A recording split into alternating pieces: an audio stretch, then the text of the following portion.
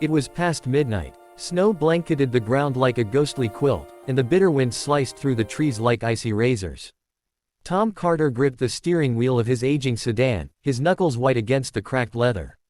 The roads were nearly empty, silent, except for the occasional growl of his engine and the rhythmic thump of his wipers pushing away snowflakes.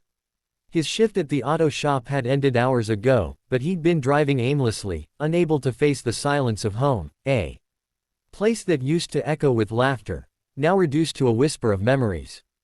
Grief had a way of turning even warmth into something cold. He was a single dad now, raising a 7-year-old daughter who asked about her mom more often than he had answers. But just as he rounded a dimly lit bend near Maple Ridge, his eyes caught something that didn't belong: a woman barefoot in the snow, wearing a white dress stained at the hem with dirt and ice.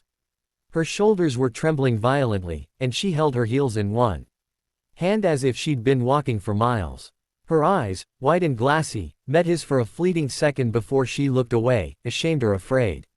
Maybe both. Tom slammed the brakes. Before we dive deeper into this emotional, life-changing story, if you believe in kindness, in second chances, in the power of doing the right thing when no one's watching, please take a moment to like this video, share it with someone who needs hope, and subscribe to Kindness Corner.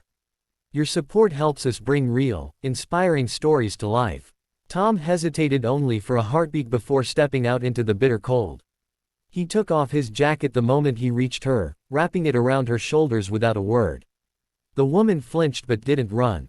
She looked exhausted, like someone who had been carrying not just the weight of the snow, but the weight of the world. Her name, he would learn later, was Elise, and her story was unlike anything he had ever imagined. They sat in silence in the car for several minutes. She refused the heater at first, afraid to fog up the windows, afraid to be seen.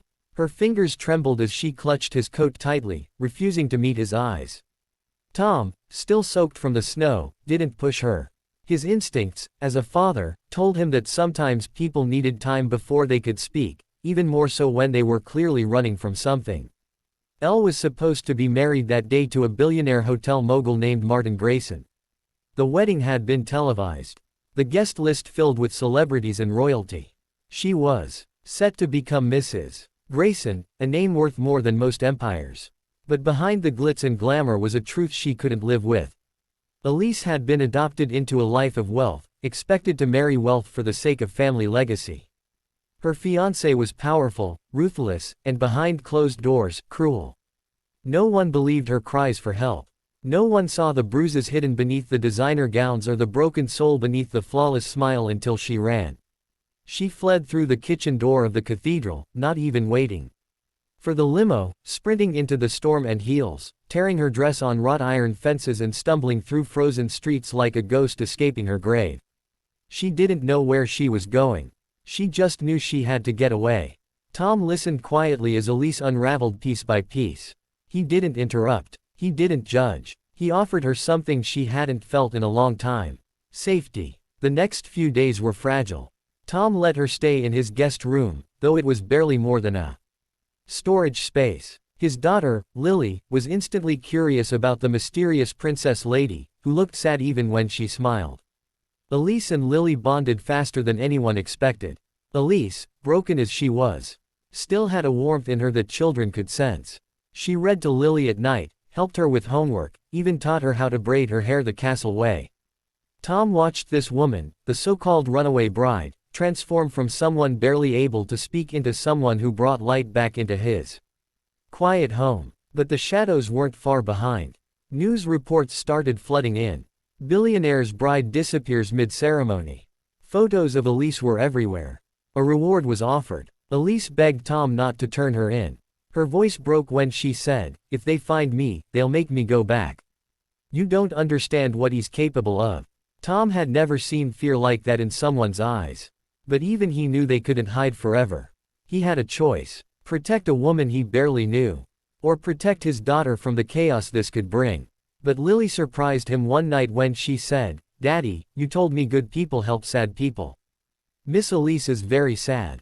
Please don't let the bad man take her." Those words stuck. Tom contacted a lawyer friend, someone who specialized in domestic abuse cases. What they uncovered about Martin Grayson was horrifying. Elise wasn't just escaping a bad marriage.